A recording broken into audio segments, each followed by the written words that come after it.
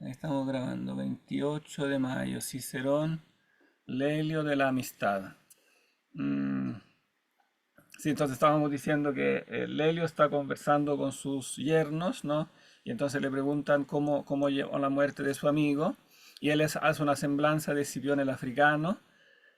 Bueno, ¿quién era? ¿Quién se acuerda quién era Escipión el africano? Es un personaje relevante, ¿no? La vez pasada hicimos una especie de como resumen muy básico de historia romana. Escipión el Africano es uno de los protagonistas absolutos de la historia romana, uno de los más romanos Era un más general famosos, ¿no? de guerra. ¿Cómo? Era un general de guerra, creo, y un político. Claro, fue un general y un general que combatió las guerras más difíciles, ¿no? De Roma en toda la época republicana. ¿Qué guerras combatió, se acuerdan?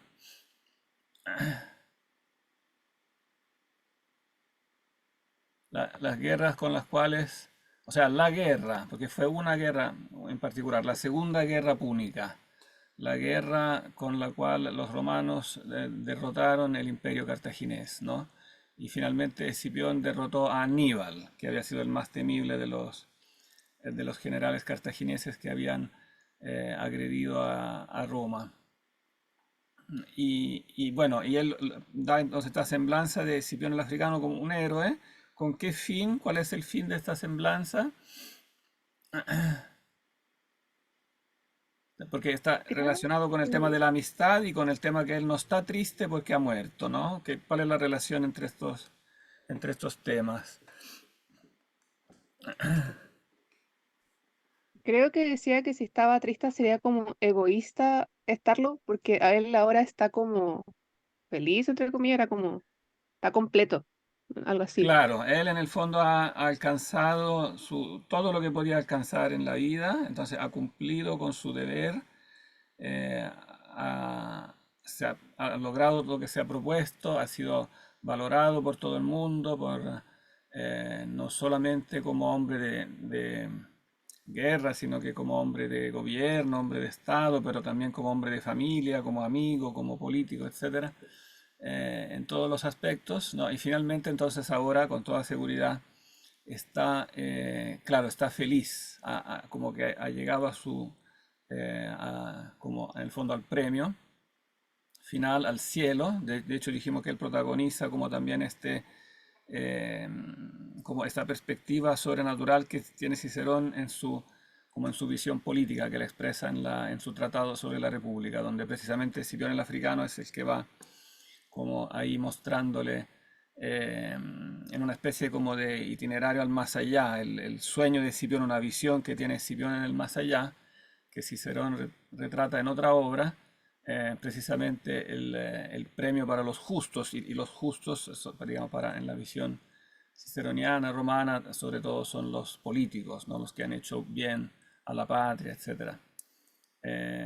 Y bueno, y eso tiene mucho que ver con la amistad también en el sentido mejor de la palabra, ¿no? Lo que debe construir en el fondo la concordia política, eh, la solidez del Estado, la fraternidad entre los ciudadanos, en el fondo es el alma de todo esto es la amistad, ¿no?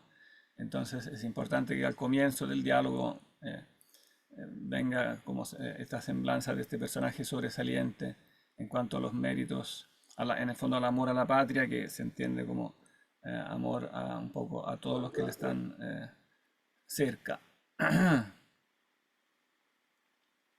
Ahí habíamos quedado, si era el 12, ¿no? El día antes de abandonar la vida, de tal manera que partiendo de un punto tan alto de grandeza, parece que haya alcanzado a los dioses celestiales antes que marcharse a las sombras de los infiernos. Ah, no, pero no, habíamos leído un poco más.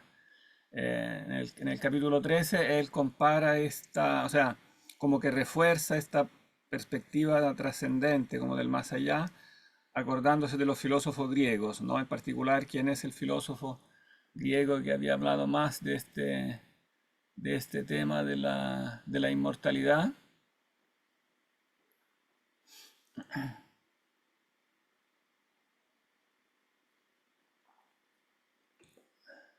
Deberíamos saberlo, ¿no? Porque lo vimos. No, no, no tan directamente, ¿no? Pero hablamos del personaje y de esta conexión, ¿no? entre amor e inmortalidad.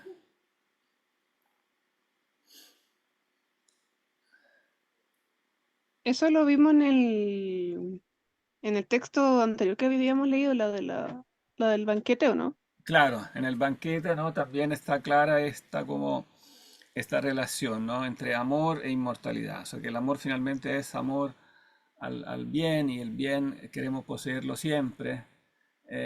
Y por lo tanto el amor al bien finalmente es amor a la inmortalidad, ¿no? El amor al poseer el bien siempre.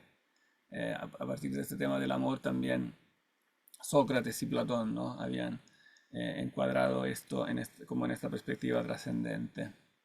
Y bueno, pero él le agrega un argumento jurídico acá, ¿se acuerdan que también lo notamos, ¿no?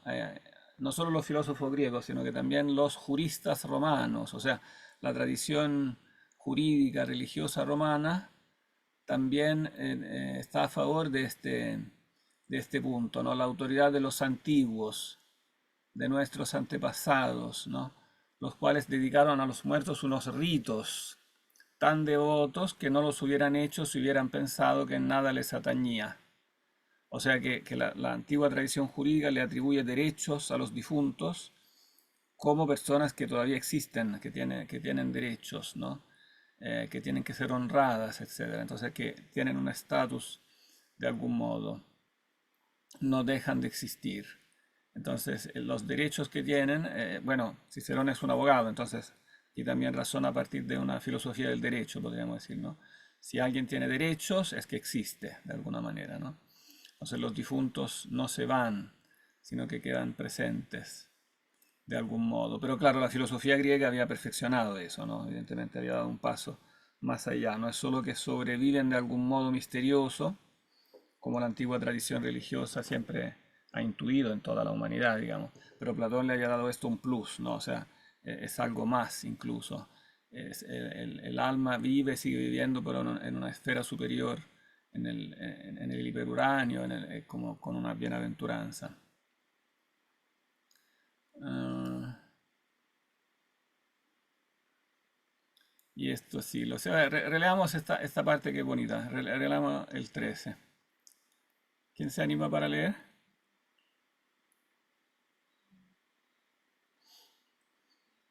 Yo creo, Ya, perfecto. mm, y no estoy yo de acuerdo con aquellos que recientemente han empezado a plantear que el espíritu perece al mismo tiempo que el cuerpo y que todo resulta borrado por la muerte.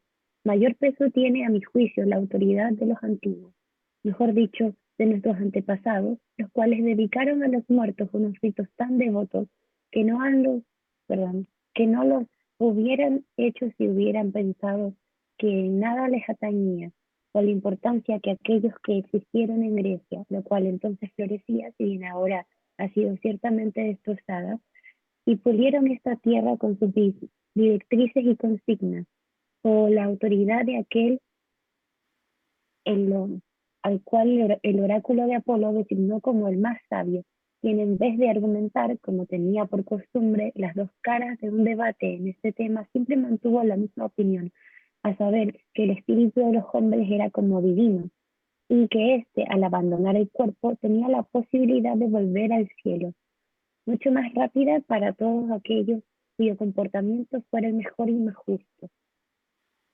Esto mismo es lo que pensaba Escipión, el cual, como si intuyera su muerte unos pocos días antes de su muerte, debatió sobre política durante 3 días, cuando estábamos frente a Filo y Manilio y muchos otros, y tú también, el Cébola, venías conmigo.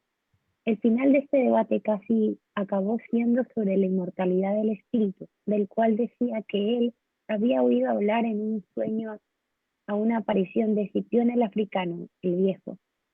Si el viaje final de las almas es así, es decir, que el espíritu de los mejores fácilmente se marcha volando tras la muerte, como si abandonara la vigilancia y las cadenas del cuerpo, ¿a quién le podría hacer resultado más fácil este camino que a Escipión? Por esto temo que entristecerse por su partida sea más propicio que un envidioso que de un amigo. No obstante, si aquellas otras tesis son más acertadas, a saber que a la muerte del cuerpo y del espíritu sucede a la vez y no permanece ninguna ente capaz de sentir, en ese caso no hay nada bueno en la muerte, pero tampoco, ciertamente, hay nada malo. Si desaparece ese ente, sucede casi lo mismo como si no hubiera nacido aquel que, sin embargo, nació para gozo nuestro y alegría de nuestra nación mientras perviva. Claro, aquí él como que pone también la posibilidad que no sea verdad eso que hay sobrevivencia, porque él quiere en sus diálogos Cicerón siempre no decir las cosas de un modo demasiado seguro, quiere siempre dejar espacio como al diálogo, a otra opinión. Los filósofos que en esa época sostienen que no hay nada después de la muerte son los epicúreos. Espérenme solo un segundito que se me olvidó una cosa.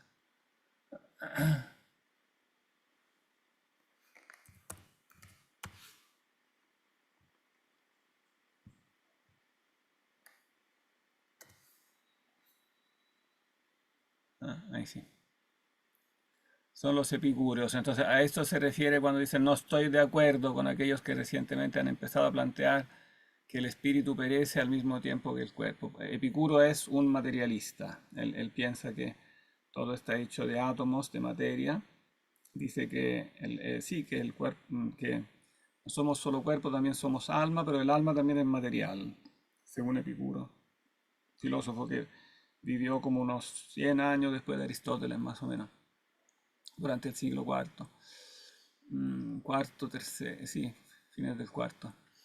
Eh, y, y entonces la escuela Epicura es una de las escuelas que han llegado también a Roma, que después han tenido su éxito, su moda también en Roma, creando evidentemente un debate aquí entre los que son materialistas, que creen que no hay nada después de la muerte, y los, llamémoslo así, espiritualistas, ¿no? Que el espíritu sobrevive en el más allá. Vale la pena notar de pasada que ambos eran, de todas formas, en ambos bandos había fuertes partidarios de la amistad. También Epicuro hablaba mucho de la amistad, que hace bien al alma, aun cuando el alma la considera material, pero de una materialidad distinta a su manera a la del cuerpo. Tiene otros placeres que son placeres distintos a los placeres del cuerpo. Entonces, eh, no es materialista en el sentido así como más burdo que podríamos pensar, sino que con ciertos matices. Pero sí dice que la muerte no es mala, no porque haya algo después, sino que simplemente porque no tenemos que preocuparnos de ella. Si desaparece, como dice aquí al final, no, si desaparece este ente, sucede lo mismo que si no hubiera nacido. O sea, al morir no me pasa nada porque dejo de existir, es como si no hubiera nacido, entonces no tendría que preocuparme. Em, bien, sigamos nomás. ¿A quién quiere seguir?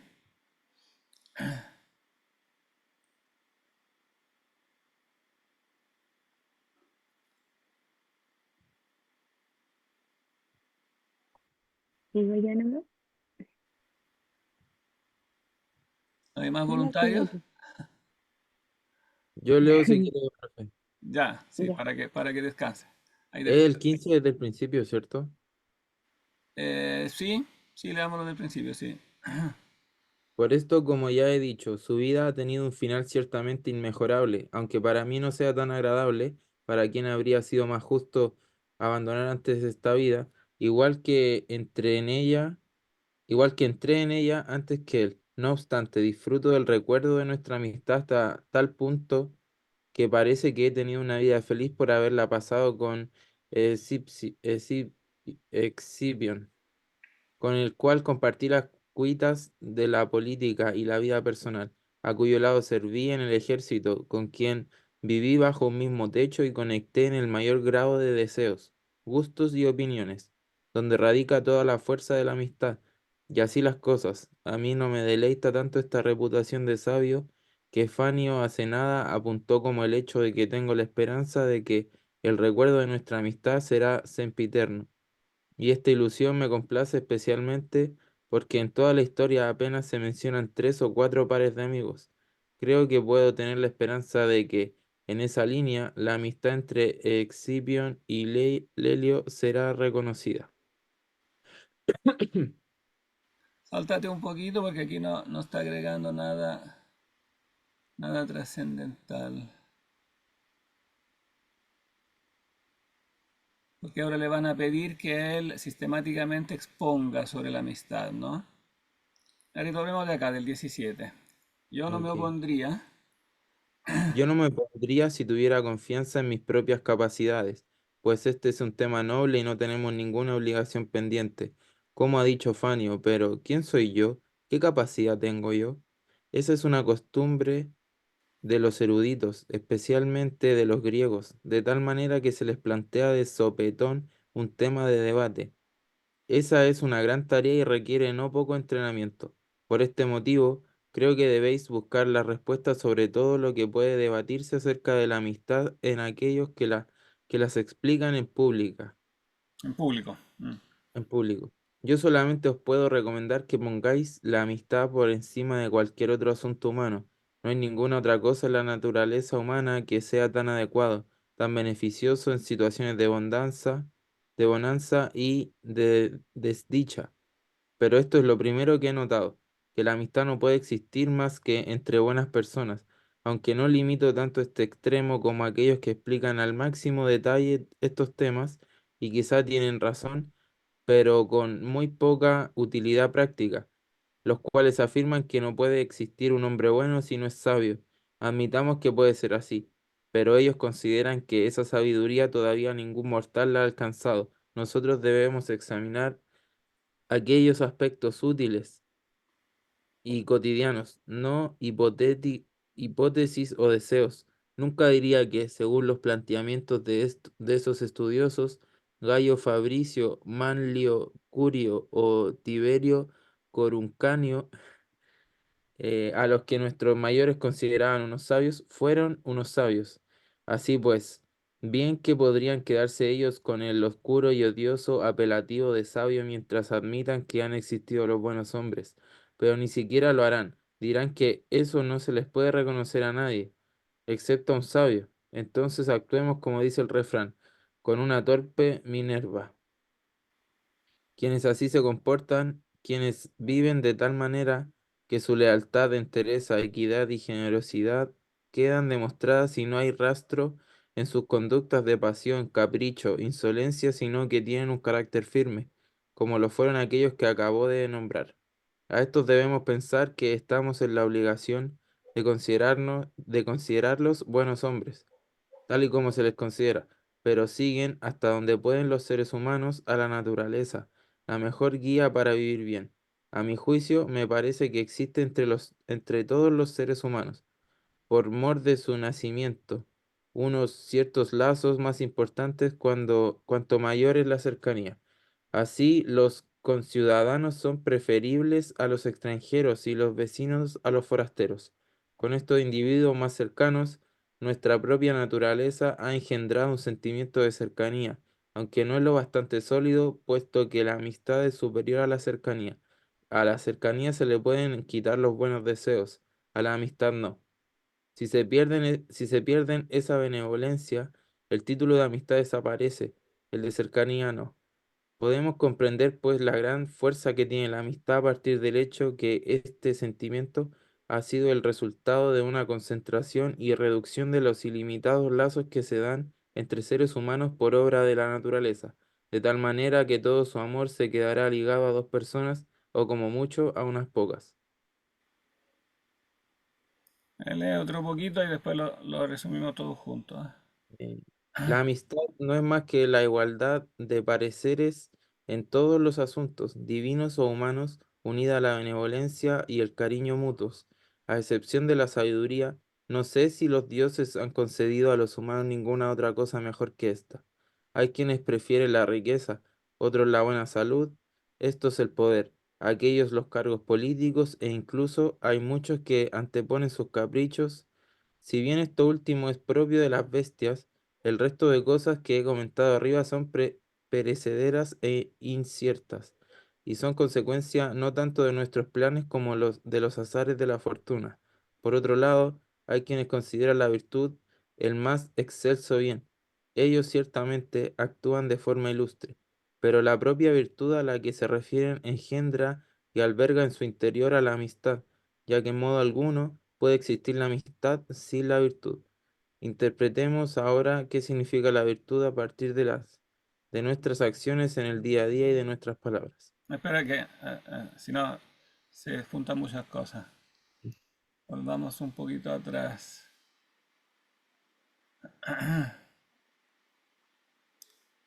¿O qué es lo primero aquí dice entonces, que cuando le piden que él hable de la amistad, qué es lo primero que dice? Que deberían preguntarle a los que saben de la amistad o a los eruditos.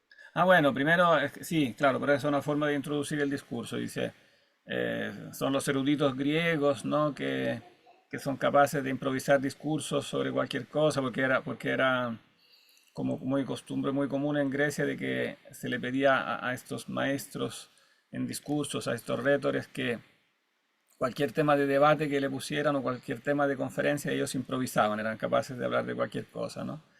Entonces, en el fondo le está diciendo, no, yo no soy así como tan, no soy tan listo como estos retores griegos, eh, pero en el fondo yo puedo partir con mi modesto discurso, ¿no? ¿Y cuál es el concepto con el que parte en su discurso para explicar sobre la amistad? ¿Qué es lo primero de todo que dice?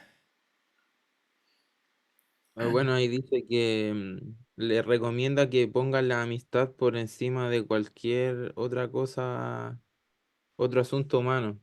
Claro, eso es como el punto importante, ¿no? O sea, parte diciendo lo más esencial, la amistad es en el fondo lo mejor que hay, lo más importante que hay, ¿No? ¿no? Que es beneficioso de un modo absoluto, tanto en situación que no depende de las situaciones, no depende de nada, sino que como que autónomamente tiene su propia... Aquí se puede evidenciar, ¿o no?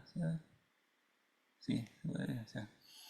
Em, no hay ninguna cosa en la naturaleza humana que sea tan adecuado, tan beneficioso. O sea, es lo que produce el mayor bien de manera absoluta, ¿no? Y eso ya lo que estás diciendo es bastante provocador en el ambiente también político de la época, porque la amistad se veía muchas veces, acuérdense que él era un político, ¿no? Un abogado y un político. La amistad se veía muchas veces como funcional, como al éxito político. En el fondo, llegar al poder, llegar a la riqueza, etcétera, etcétera, ¿no? Como dice después, algunos creen que es más importante la riqueza, el poder, etcétera, ¿no? Pero en el fondo él está diciendo, no, es al revés, ¿no? O sea, no es que uno tenga que buscar la amistad para llegar al poder, sino que el verdadero fin, o sea, aquello que es verdaderamente más alto es la amistad misma, ¿no? Que no es, por lo tanto, algo como utilitarista, porque utilitarista es algo que yo utilizo como un medio para llegar a un fin, ¿no? Si yo considero, claro, hacerme amigo de los poderosos para ganar las elecciones, etcétera, claro, puede ser una forma de amistad, pero realmente no le da el verdadero peso porque piensa que, que hay otra cosa más importante que ella, ¿no? Entonces pone un orden de prioridad diferente. En cambio, le está diciendo, no, el verdadero orden de prioridad es este, la amistad, ella misma, no es lo más beneficioso. Y es independiente de la situación, ¿no? Eso también es muy importante. Porque el poder, la riqueza, todos los otros accidentes de la vida no cambian. Pero esto, digamos, puede tener su estabilidad porque en el fondo depende directamente de la opción nuestra. No depende de que si gano o pierdo las elecciones, de que si tengo éxito o no tengo éxito, que si soy rico o pobre, sino que tiene su como arraigo en la propia naturaleza humana. El ser humano está hecho para la amistad. Es como su fin natural, su fin intrínseco. Mm,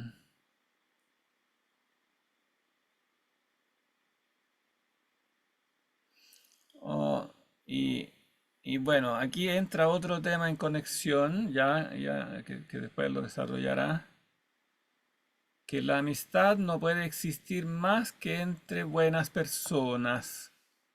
¿Por qué dice eso? Puede parecer raro, que no puede existir más que entre buenas Yo creo personas. que, A ver si le cambiamos de perdón. color. ¿Cómo? Que yo creo que tal vez es por lo que usted misma estaba diciendo, porque no es utilitarista, como que no tiene ese fin utilitario. Y no sé, Sí, eso se me ocurrió. claro. Y bueno, y porque en el fondo querer, de nuevo siempre sale a la luz, digamos, lo que notaba Platón en el banquete, que cuando yo busco, o sea, aprecio la belleza en otra persona, ¿no? Como dice Platón en el banquete, los bellos cuerpos, después las bellas almas, ¿no?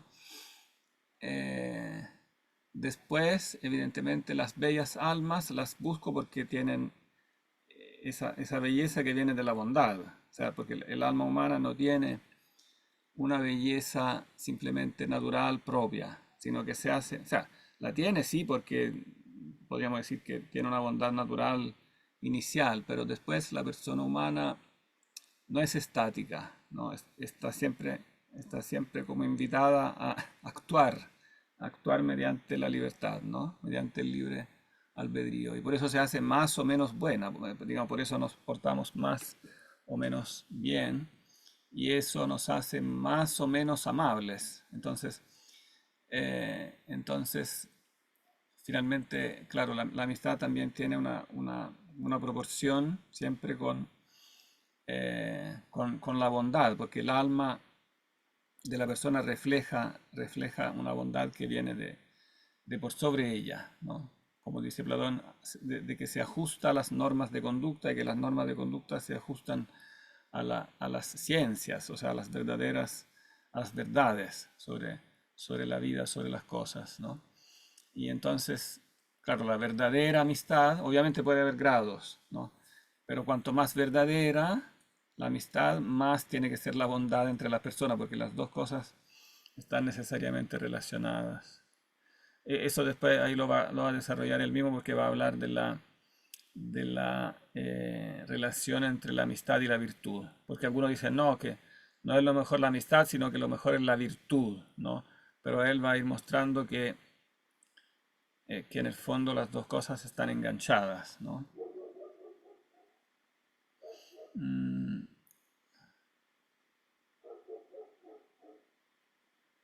Aquí entre medio hace una especie de paréntesis sobre el sentido que se le debe dar a la palabra sabio. Siempre aquí un poco en debate con el mundo griego, con el mundo filosófico griego, cuando dice que no hay que tomar esta palabra sabio de una forma demasiado como estricta, como demasiado rigurosa. No puede existir un hombre bueno si no es sabio, y los sabios son poquísimos. Entonces, claro, si estas fórmulas las aplico de un modo demasiado riguroso, solo los buenos pueden ser amigos, los verdaderamente buenos son poquísimos, etcétera. Claro, eso entonces no se aplicaría a casi nadie, ¿no? Hay que aplicarlo, en el fondo está diciendo él, de una manera graduada, en el grado en que uno se encuentra, en esa proporción, puede crecer después la sabiduría a medida de que crece también la amistad. Ah, Después indica lo que pueden ser diferentes lazos entre los seres humanos, ¿no? O sea, puede haber mayor o menor cercanía. Empezó el acompañamiento musical.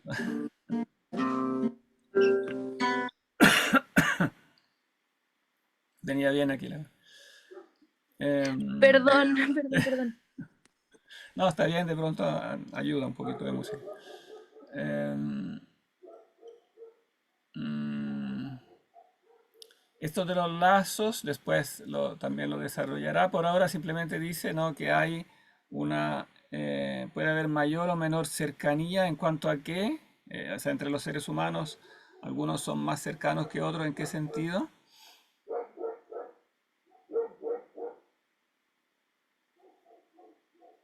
Por acá, los conciudadanos son preferibles a los extranjeros, los vecinos a los forasteros.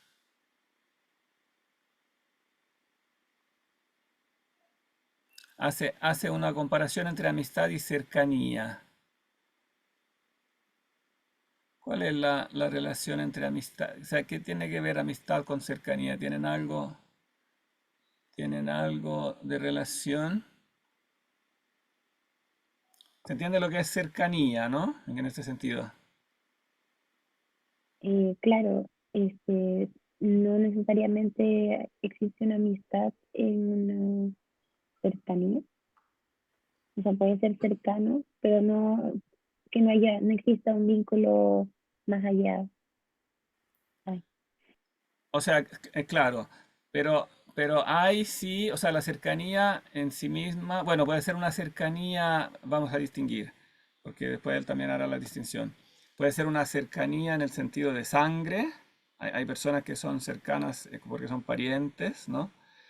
Y hay personas que son cercanas porque están físicamente cerca, entonces son parte de mi barrio, de mi ciudad, de mi nación, ¿no? Eh, tiene que ver con la amistad, aunque es algo, o sea, aunque es algo diferente. Es evidente que la cercanía de algún modo predispone a tener una cierta relación, ¿no? Y yo tengo que de algún modo querer a los que me están cerca, porque no hay manera digamos, de partir queriendo a los que están lejos, ¿no? Entonces la cercanía hace una preparación, por decirlo así, a la amistad, pero claramente no es la misma cosa, ¿no? O sea, puede haber cercanía sin que haya lo que es más característico de la amistad, que aquí lo expone, que es la benevolencia, ¿no? La benevolencia. Fíjense que con esta palabra benevolencia, propiamente latina, esta es la palabra tal cual como la usa Cicerón en latín, benevolentia, es tal cual como la usamos en castellano, es la misma palabra en latín exactamente igual, introduce una palabra que no habíamos encontrado como tal en Platón, en todo el análisis que hace del amor en el banquete. Eso era todo fundado sobre el eros, o sea, el deseo de algo, ¿no? De poseer algo, pero la benevolencia tiene un matiz distinto, ¿no? ¿Qué significa benevolencia? Es como lo contrario a benigno, es como algo positivo o bueno, no sé cómo decirlo. Está formada de dos partes, benevolencia, ¿no? Bueno, bene significa bien, ¿no? Y volencia,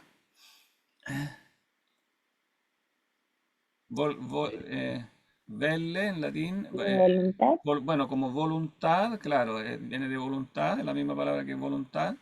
O sea, es el querer bien, el querer el bien del otro, el quererle bien a otro, ¿no?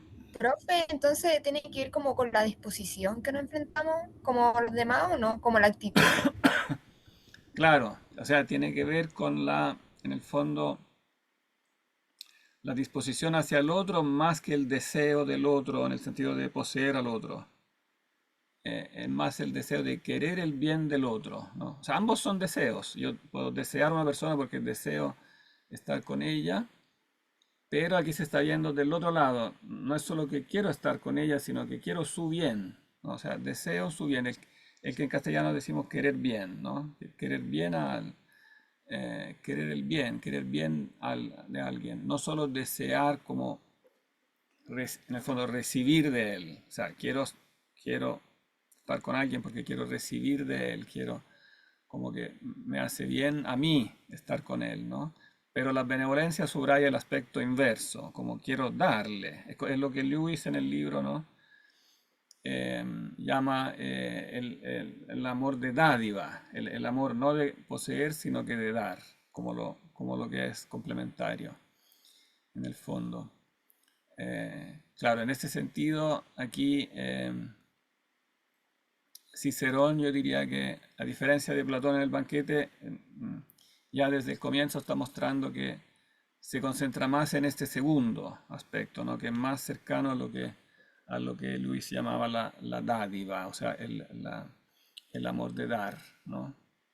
Sí, me acuerdo que igual leí la parte en que decía respecto de esos pensadores antiguos que ellos tenían que tratar, bueno, en el tiempo de Cicerón, de ver la amistad de una forma más objetiva, no tan como con el fin último, pucha, no sé cómo describirlo, pero bueno, eso más que nada. ¿Cómo no? No entendí. Está todo de nuevo. Ah, es que como que Cicerón trataba de entender la amistad eh, desde un punto de vista más objetivo o práctico, no en el sentido último respecto como de que solamente los buenos hombres o los genios podían o los eruditos podían tener amistad. Ah, bueno, sí. Sí, está ese aspecto de que esta visión que presenta Cicerón, en un cierto modo, es más,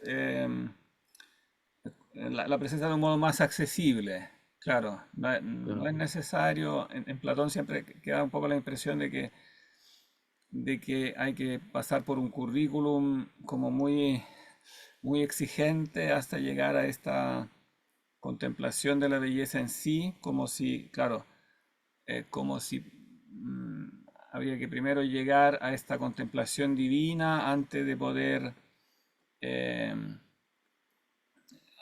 antes de poder como ponerla en práctica, ¿no?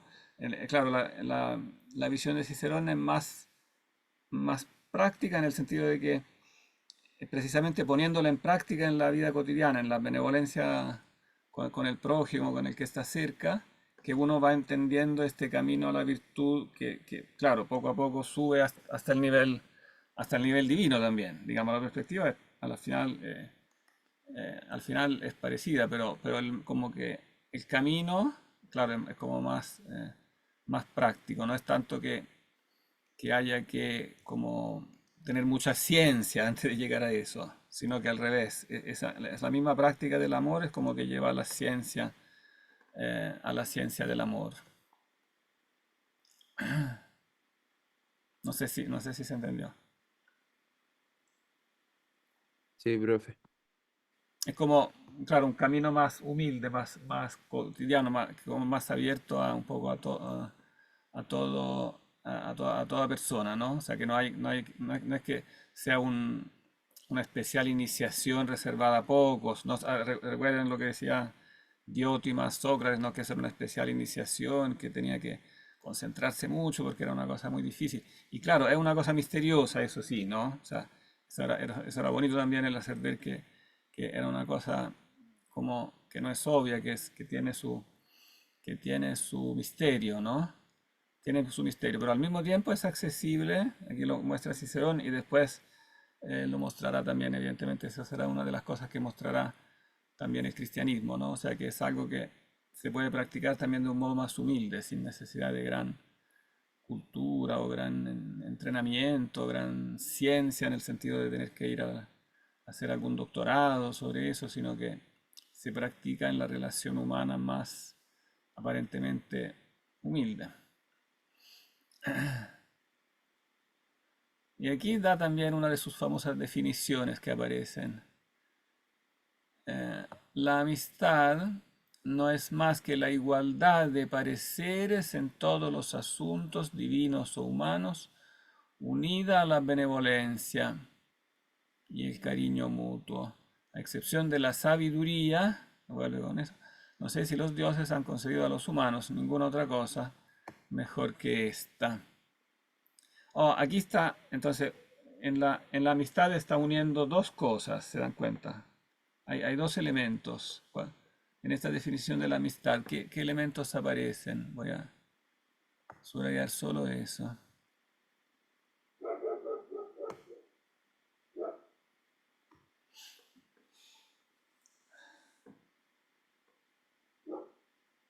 ¿Se fijan que son dos elementos en la definición? ¿Cuáles son?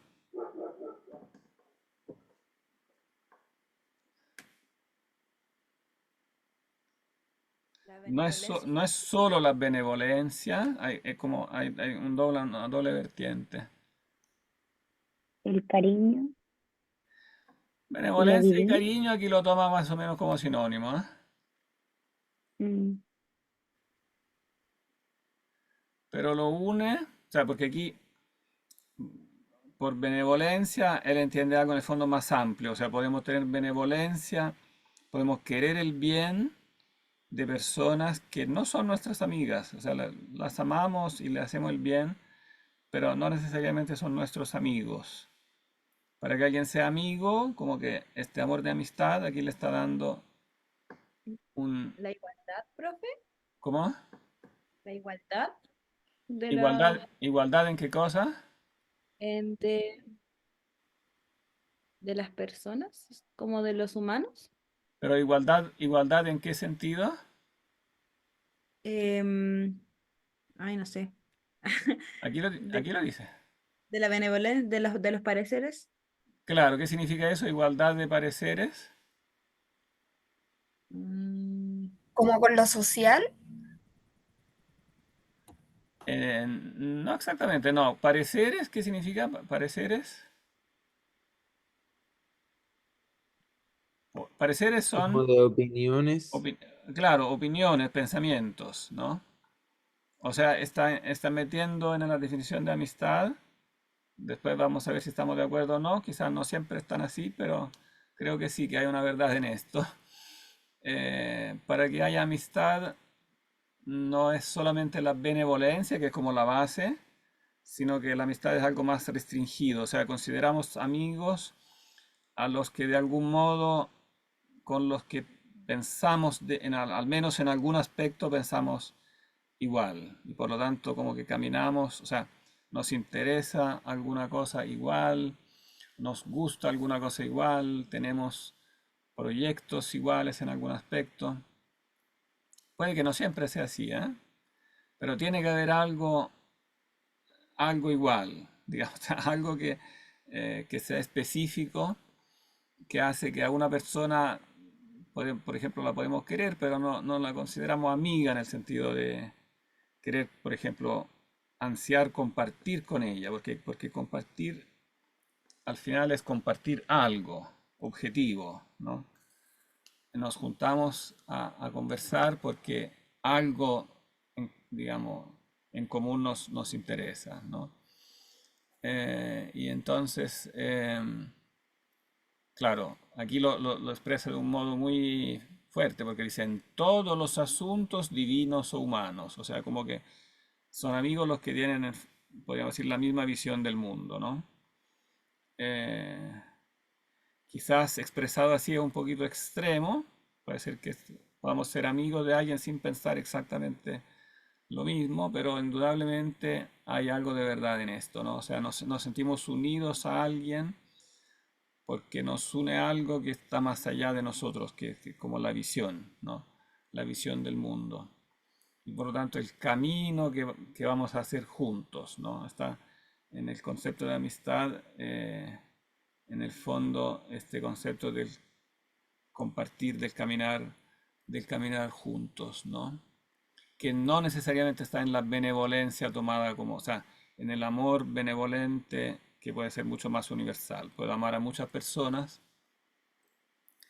incluso gratuitamente, con mucho cariño, etcétera, pero no necesariamente con este rasgo de la amistad, ¿no? O sea, la amistad tiene este rasgo en el fondo un poco selectivo, que selecciono quién realmente con quién comparto ciertas cosas, ciertas ideas. Claro, puedo compartir diferentes cosas, pero aquí habla sobre todo de compartir ideas, ¿no? Por lo tanto, compartir un proyecto, un camino, una visión. Mm,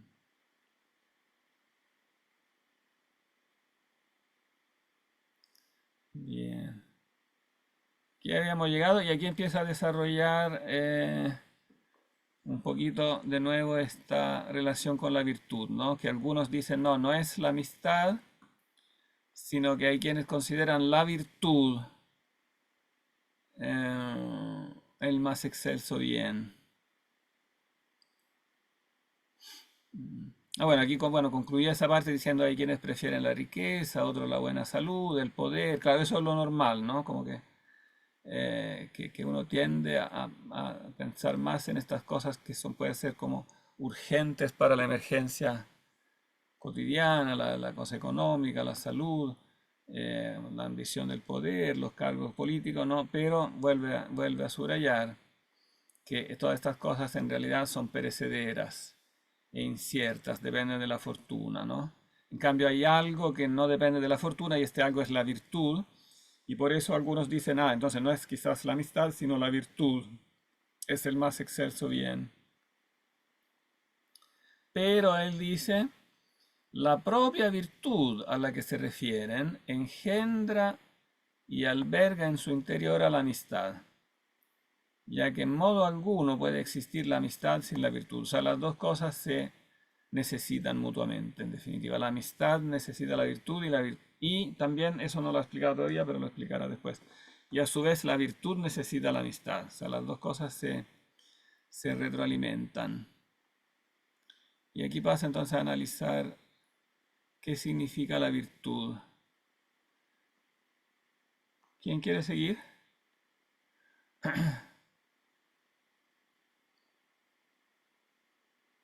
Yo puedo seguir, profe. ¿Desde dónde? Perfecto. Desde 21. Interpretemos ahora. Ya. Interpretemos ahora qué significa la virtud, a partir de nuestras acciones en el día a día y de nuestras palabras. No la... No la debemos examinar con grandilocuencia, como hacen algunos eruditos, sino enumerando a aquellos que son considerados unos buenos hombres, como los Paulos, Catones, Galos, Escipiones, Filos.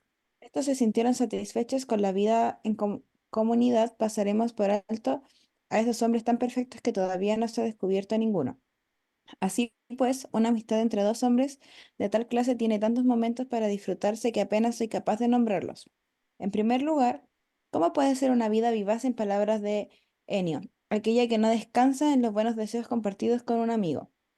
¿Qué puede haber, qué puede haber más dulce que tener con quien te atrevas a hablar de cualquier tema como si fuera contigo mismo?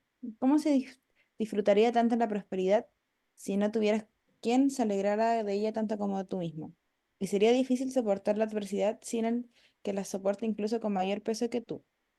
Por último, cada uno de cuantos objetivos los humanos nos trazamos son útiles casi para una sola cosa. Las riquezas para usarlas, el poder para cultivarlos, los cargos políticos para alabarlos, los caprichos para disfrutarlos, la salud para evitar dolor y cumplir con los rigores del cuerpo.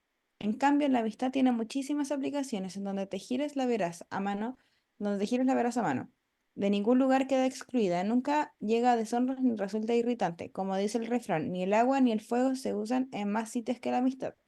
Y yo no estoy hablando ahora de la amistad vulgar o regular, que sin embargo también es provechosa y agradable, sino de aquella que es auténtica y perfecta, tal y como fuera de aquellos pocos que se suelen nombrar, pues la amistad hace también que una buena racha resulte más brillante y que en cambio las malas rachas sean más ligeras al repartirlas y dividirlas. Puesto que la amistad alberga tan gran, tan gran número de ventajas y tan importantes, entonces resulta preferible que cualquier otra, ya que ilumina el futuro de buenas esperanzas y no permite que los ánimos se debiliten o decaigan.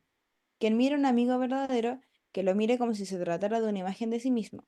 Gracias a ella, los ausentes están presentes, los débiles tienen fuerza y lo que resulta más difícil de decir, incluso los muertos viven.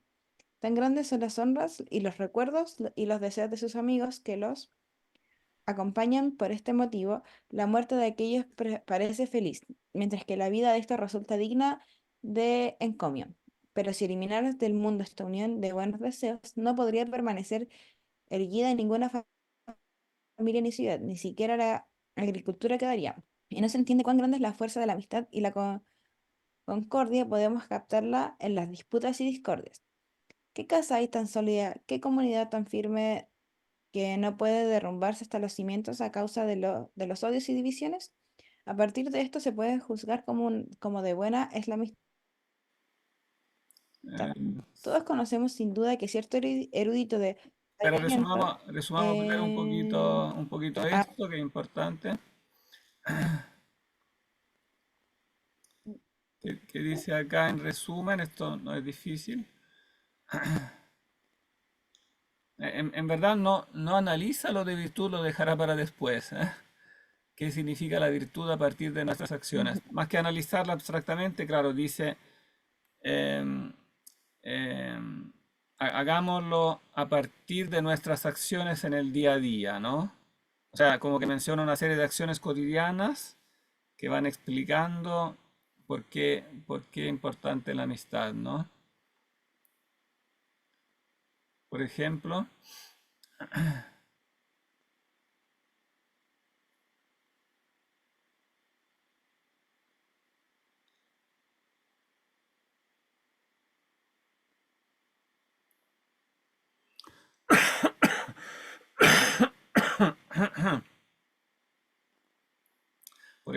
alguien puede mencionarme un ejemplo que hace.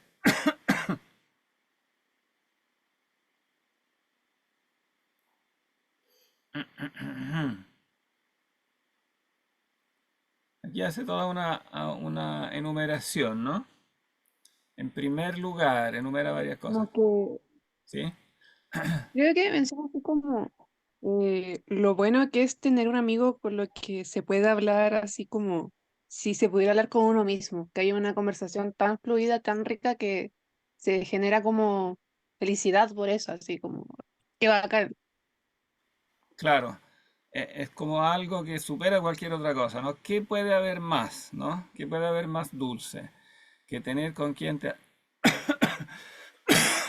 te atrevas a hablar de cualquier tema como si fuera contigo mismo? Claro, el amigo es como como que tiene esta capacidad de fundirse con uno mismo, ¿no? Tú puedes hablarlo como si fueras tú, pero al mismo tiempo no lo podrías hacer solo. Es como una necesaria, o sea, es como si uno mismo no pudiera ser uno. O sea, estando solo, uno no puede ser uno mismo, no puede ni siquiera hablar, porque claro, sí, uno puede hablar solo, pero el hecho de hablar con alguien es, digamos, tiene algo que nada puede sustituir en el fondo, ¿no? Mm, y claro, y todas las otras, al final va mostrando como todas las otras cosas que nos parecen más importantes prácticamente, al final no tienen mucho sentido si no hay alguien con quien compartirlas, ¿no? ¿Cómo se disfrutaría tanto en la prosperidad si no tuvieras quien se alegrara de ella, tanto como tú mismo?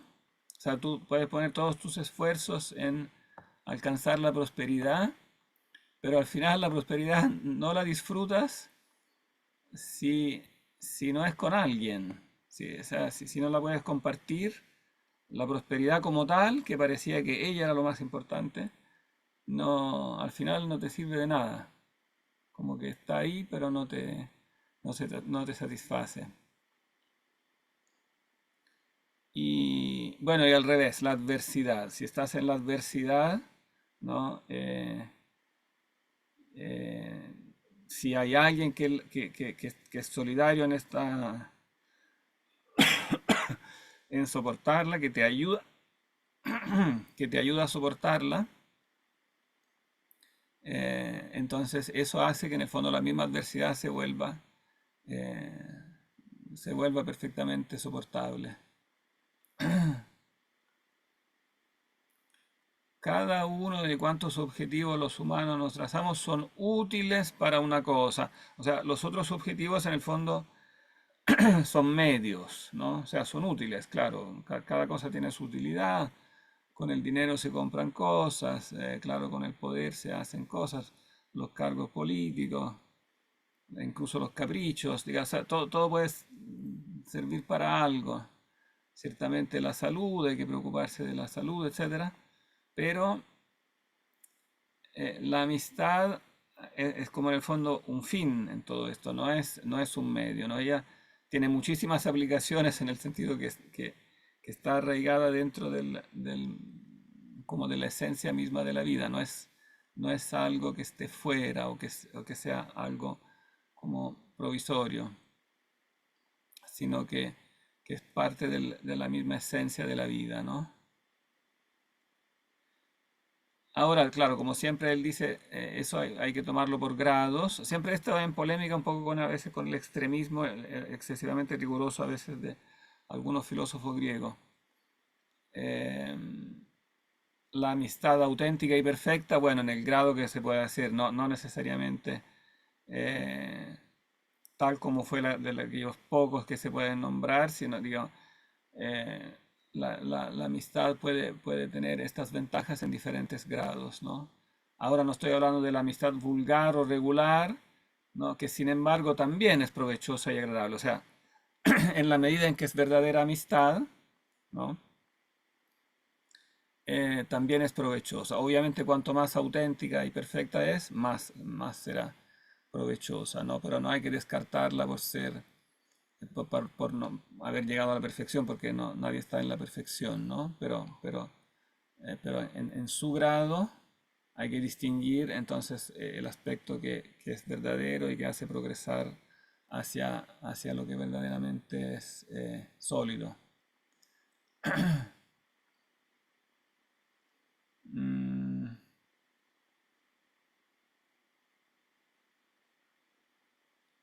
Sigamos nomás, porque ahí sigue explicando el mismo concepto. Ah, no, esto lo habíamos leído, no, terminemos de resumir esto. Puesto que la amistad alberga gran número de ventajas, resulta preferible a cualquier otra. Claro, insiste que es como la cosa más importante. Ilumina el futuro, no permite que los ánimos se debiliten. Quien mire a un amigo verdadero, que lo mire como si se tratara de una imagen de sí mismo. Claro, eso es una de las cosas más importantes aquí que dice, y yo diría que faltaba en el discurso anterior que leímos en Platón. O sea, no en Platón en conjunto porque puede que esté en otras páginas, pero en el banquete no aparece tanto. Eh, esta capacidad de la amistad como de reflejar nuestra propia identidad, como que nosotros no podemos construir nuestra propia identidad, no podemos ni siquiera conocerla o ni siquiera forjarla sin un amigo, ¿no? Sin alguien que de algún modo nos funciona como un espejo, nos permite vernos en un espejo.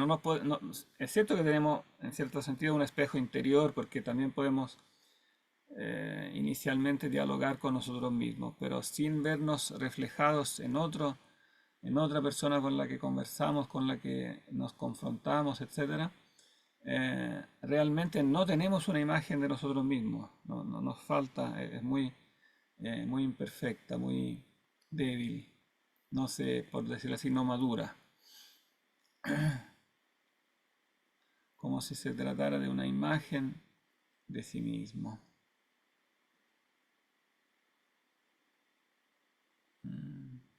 Incluso, bueno, gracias a ella los ausentes están presentes, los débiles tienen fuerza, lo que resulta más difícil de decir, incluso los muertos viven, ¿no? Gracias a ella, o sea, la amistad tiene tanta fuerza que hace que en el fondo trascienda la propia muerte. Yo le quería cambiar color a esto, ¿eh? Resaltar, no me permite.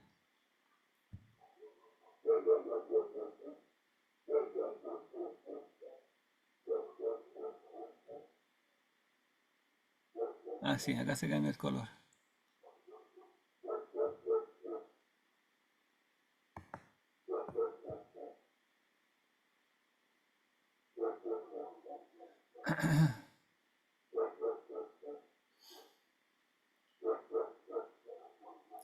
Y finalmente terminaba el 23 que leímos con esta reflexión eh, política general, ¿no? En el fondo sobre este elemento de la amistad está construida toda la sociedad, ¿no? Toda la familia y toda la ciudad, ¿no? La fuerza de la amistad, en definitiva, es lo que mantiene unida a la sociedad. Sin ella, la sociedad se derrumba. Qué casa hay tan sólida, qué comunidad tan firme que no pueda derrumbarse hasta los cimientos a causa de los odios y las divisiones. A partir de esto se puede juzgar cómo de buena es la amistad.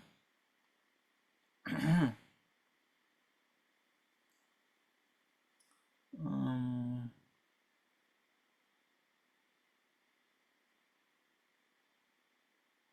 sigamos con el 24. ¿Qué hora es? Tenemos todavía un poquito.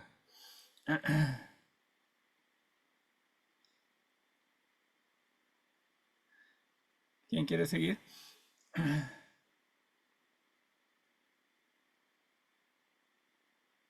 Yo leo, profe. Ya, perfecto. Ya. Todos conocemos sin duda que cierto erudito de Agrigento cantó inspirado por los dioses. En uno de los poemas griegos que la amistad unía todo aquello en la naturaleza y en el mundo que estaba inmóvil y en movimiento, pero la discordia lo separaba, y desde luego cualquier mortal entiende esta opinión y la aprueba. Así, si algún amigo cumpliendo con su deber se adentra o comparte los peligros de su amigo, ¿quién no ensalzaría este acto con máximas alabanzas? ¡Qué clamor! Hace poco oímos en todo el recinto del teatro por la nueva obra de M. Pagubio, amigo y huésped mío, cuando al no saber el rey cuál de los dos era Oreste, Pilades afirmó, pero él era Oreste, para que lo mataran en su lugar, y Oreste tal como lo había estado diciendo. Seguía afirmando que él era Orestes. El público se puso de pie para aplaudir a una ficción. ¿Qué pensaríamos si lo hubiéramos hecho de verdad? La naturaleza fácilmente demostraba su poder al juzgar a los hombres que eso ellos no se atrevían a hacer, era correcto que le pasara a otro. Hasta aquí me parece que he podido decir cuáles son mis perspectivas sobre la amistad. Si quedan más cosas, y creo que son muchas, preguntadles a aquellos si os parece bien que debaten estos temas. Esa es la famosísima historia de Orestes y Pílades. Bueno, erudito de Agrigento, este es Empédocles, ¿eh? Es un famoso filósofo anterior a Platón que está en Sicilia. Agrigento era una ciudad de la Magna Grecia en Sicilia, y él en unos poemas filosóficos había sostenido que en el fondo que la amistad une, o sea, es como el motor que une todo el universo. O sea, no solo la amistad entre humanos, sino que él utiliza el término amistad como en un sentido cósmico. La amistad unía todo aquello en la naturaleza, ¿no? Entonces la amistad, digamos, el universo lo interpreta en términos de amistad y de discordia. Lo que lo une es la amistad. Entonces hay fuerzas que separan y fuerzas que unen, y son las grandes fuerzas cósmicas, ¿no? Y después pasa a observar la amistad en una obra de teatro. En este caso el dramaturgo es Pacubio, pero evidentemente la historia está sacada de la leyenda griega, como siempre. La historia de dos amigos, Orestes y Pílades, que son los dos amigos más famosos de todas las historias mitológicas griegas, que son arrestados por un rey, y él quiere condenar a muerte a Orestes, pero no sabe cuál es el de los dos, ¿no? Entonces cada uno pretende ser el que tiene que morir, ¿no? Cada uno de los amigos quiere morir en lugar de su amigo, y dice aquí, mira qué pasó en el teatro, que el público en el fondo se puso de pie para aplaudir, ¿no? El público era muy reactivo, más reactivo de lo que es ahora en los teatros donde están todos más quietos, ¿no? Ahí el teatro era algo más como más vivaz, el público era más como reactivo, en este caso está reaccionando a la acción heroica de los amigos, no está aplaudiendo a los actores, está aplaudiendo al personaje, a la acción heroica del personaje de Orestes y de Pílades, de ambos, ¿no? Aunque sea una ficción, ¿no? ¿No? Pero no está no está aplaudiendo a la habilidad del actor, sino que el público está emocionado por la propia acción que se está llevando a cabo, heroica de los amigos, ¿no? Entonces eso es claro, suscita para decir que esto, aunque sea una ficción, ¿no? Pero suscita algo tan profundo en el ser humano, ¿no? Que el público se pone a aplaudir de pie.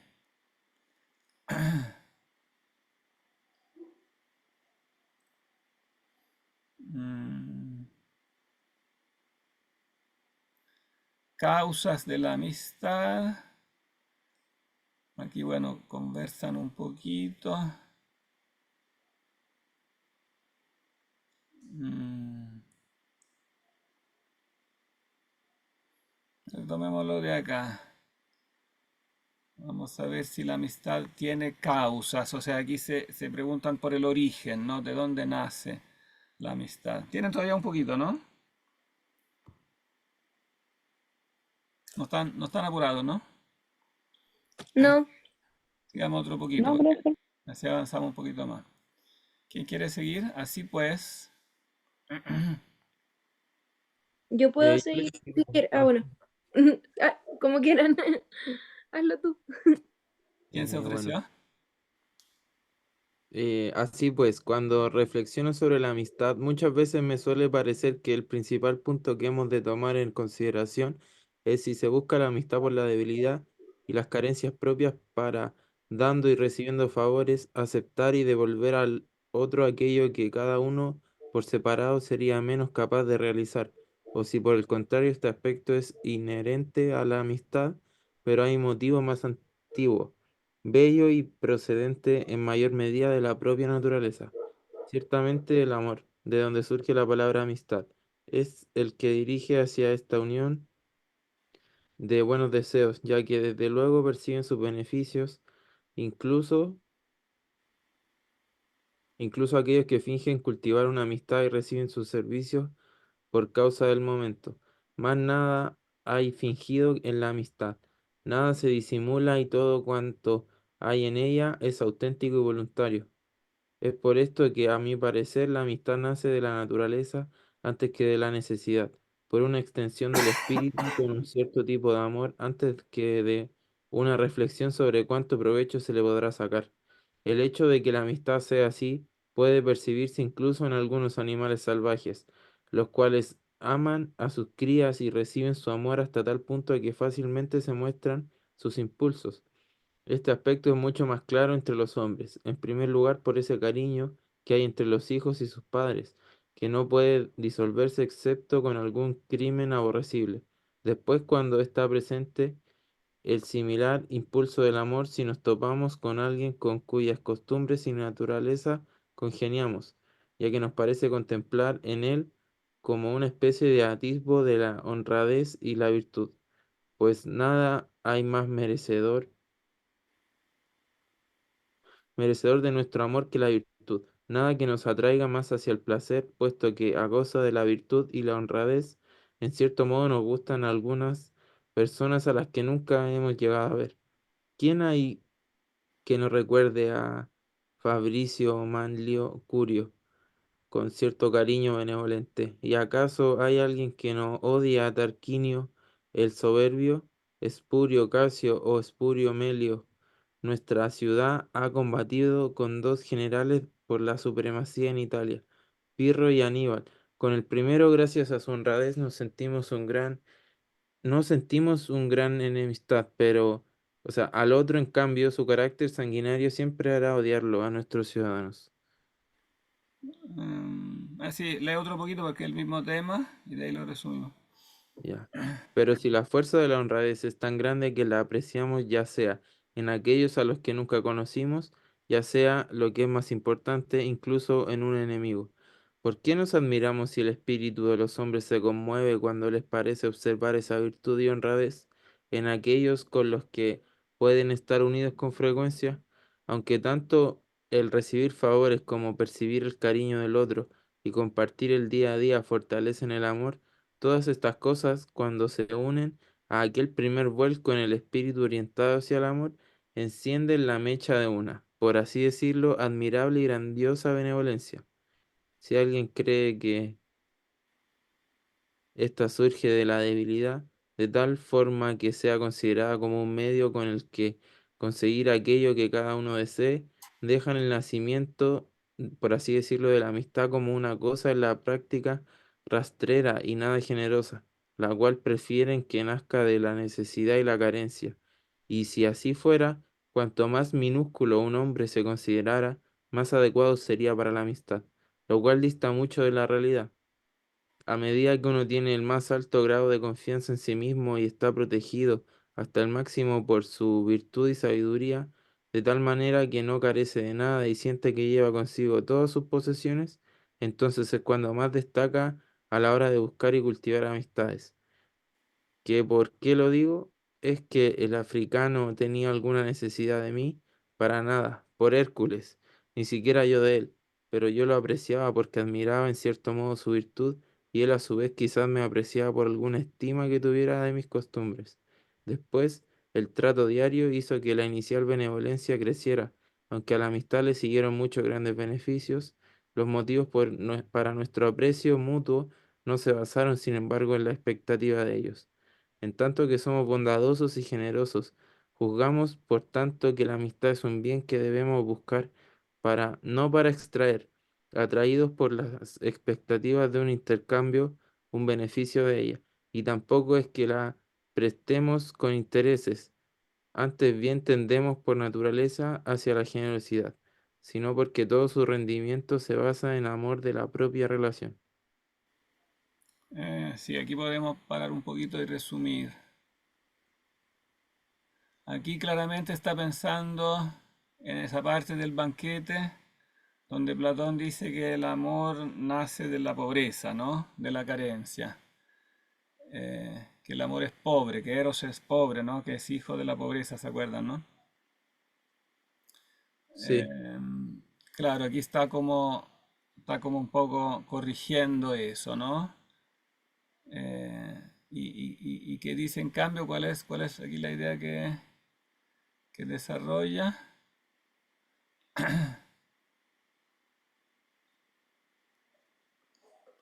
Claro, no niega que este aspecto sea inherente a la amistad, o sea, que uno reciba, evidentemente, en la amistad uno recibe, ¿no? Pero hay algo más antiguo, ¿no? Hay un motivo más antiguo, bello y procedente en mayor medida de la propia naturaleza. Ciertamente el amor, de donde surge la palabra amistad, es el que dirige hacia esta unión de buenos deseos. Claro, no es amor solo en el sentido de eros como deseo de poseer, ¿no? Sino que nace más bien, cuál es como el origen más bello y más antiguo?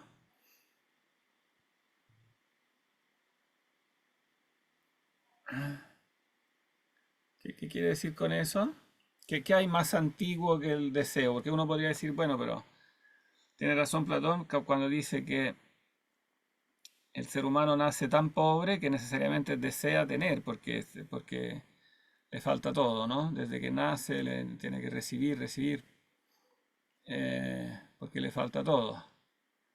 Y sin embargo, él dice, no, hay algo más antiguo.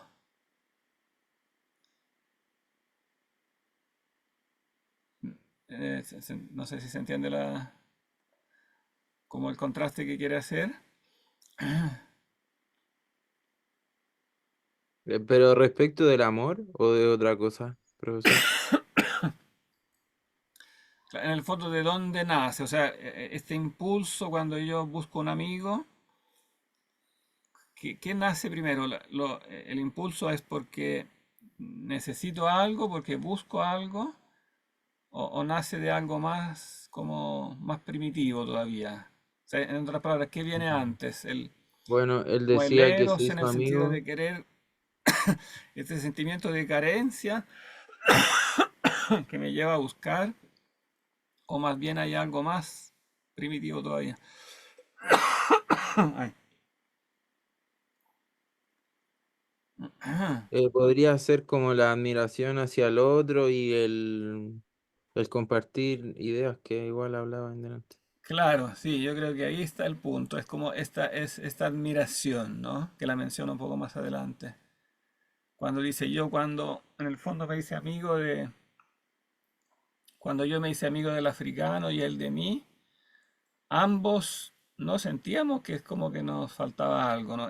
Ambos eran personajes de la aristocracia que tenían todo, digamos, tenían muchas cosas.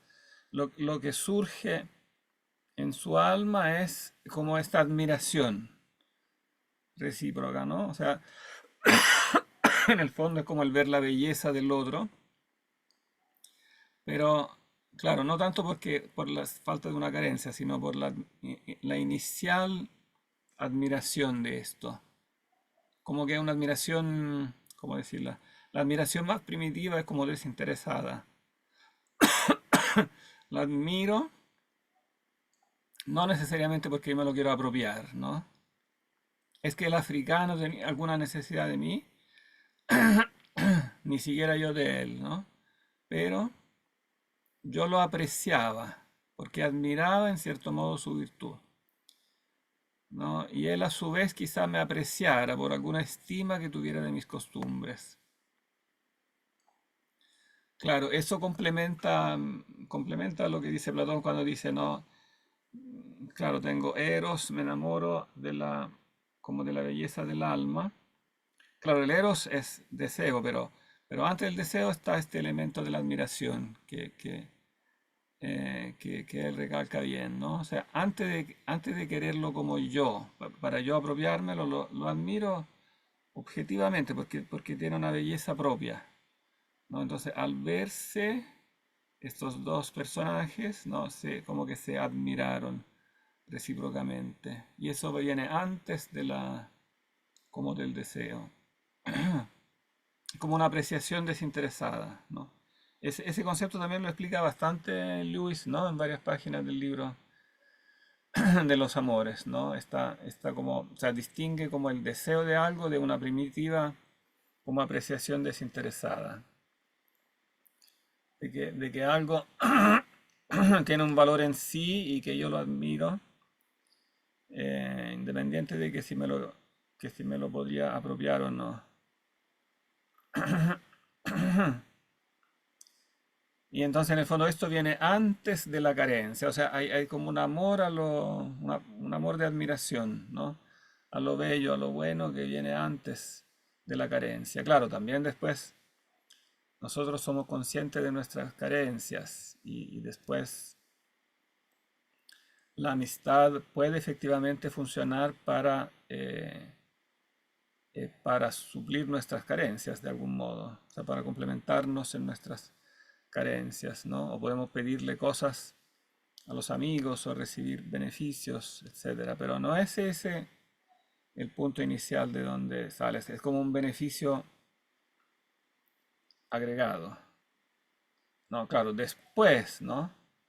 A la amistad le siguieron muchos grandes beneficios. Ciertamente que los beneficios vienen y complementan nuestras carencias, ¿no? Pero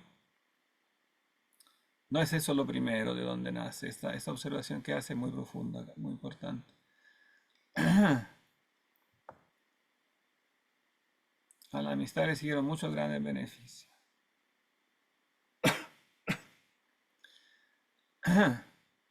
Pero los motivos para nuestro aprecio mutuo no se basaron en la expectativa de ellos. Claro, si estuvieran basados en la expectativa de los beneficios, eso no lo llamamos realmente amistad, porque lo llamamos como una relación utilitaria en el fondo, ¿no?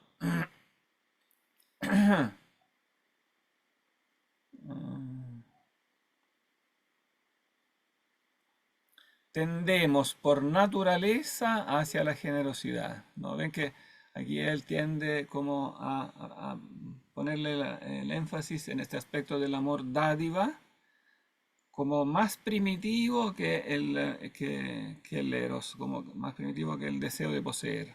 Es cierto que tenemos deseo de poseer, pero de algún modo antes aún tenemos la generosidad, o sea, estamos hechos como para querer dar.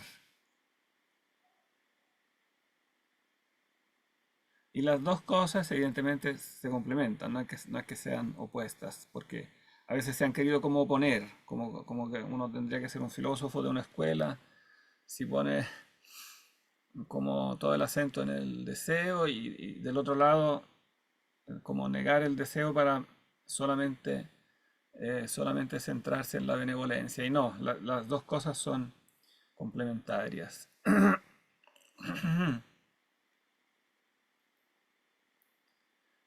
Eh, son complementarias, pero de algún modo es contraintuitivo porque aparentemente viene primero el eros porque, claro, en la vida como biológica, cuando uno nace, necesita, etcétera, desde un punto de vista cronológico, eh, puede parecer que viene primero el deseo porque necesitamos todo del momento que nacemos.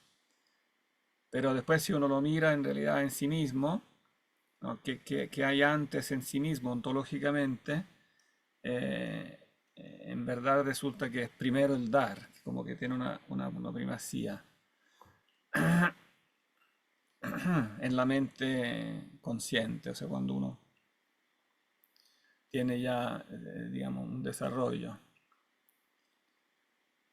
Eh, bien. ¿Qué hora es? Son 10 para las 8.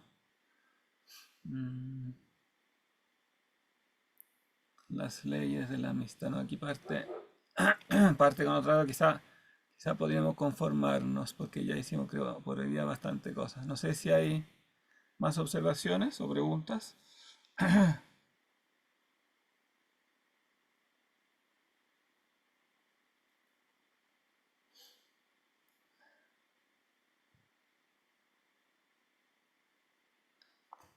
¿No?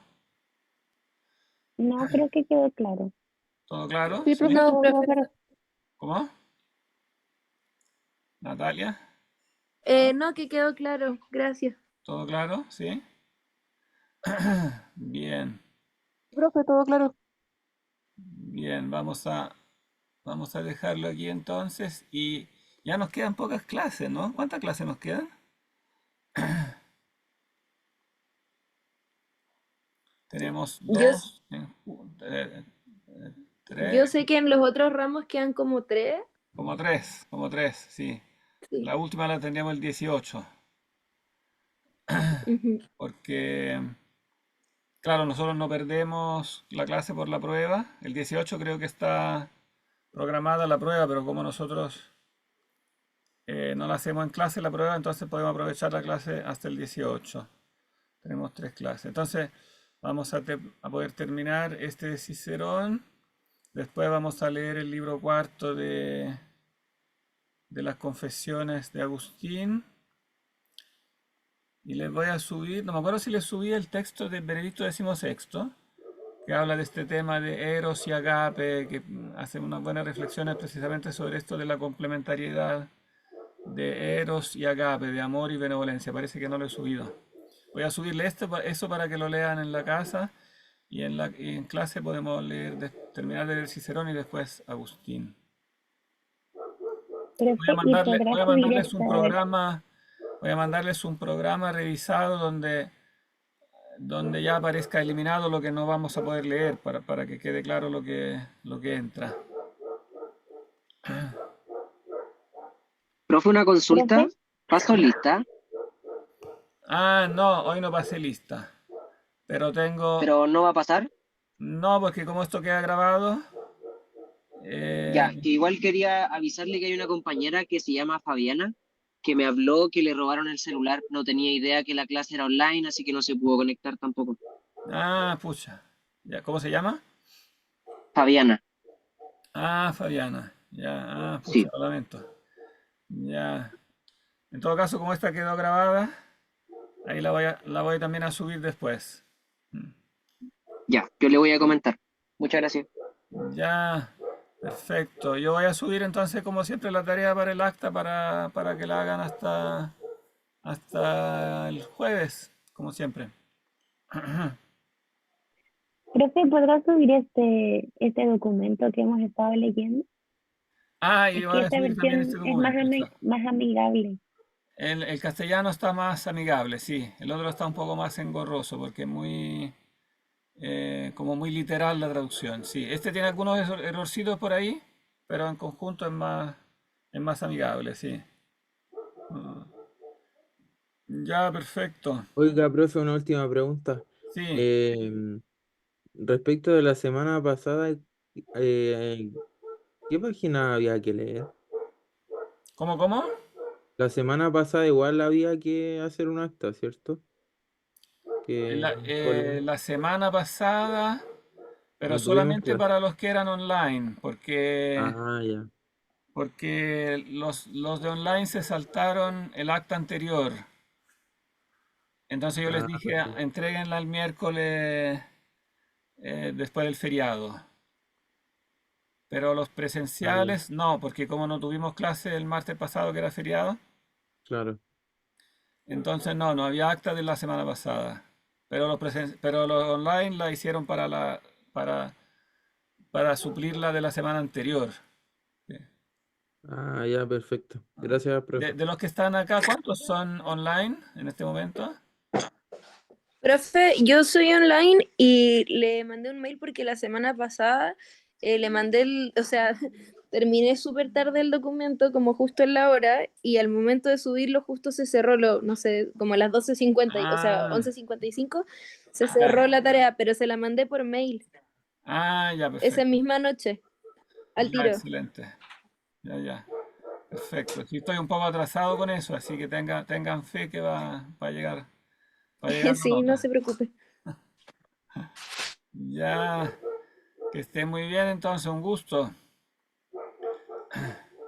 Chao, profe, que esté bien, que se recupere. Hasta el Chao, Chao, martes y profe. profe. nos Chao, veremos Chao, en profe. persona. profe. Gracias por todo. Chao. Muchas gracias, No, cuídese, que esté profe, Chao. bien. recupérese, Cuídese, por bendiciones. favor. Sí, espero. Chao, profe, cuídese. Chao.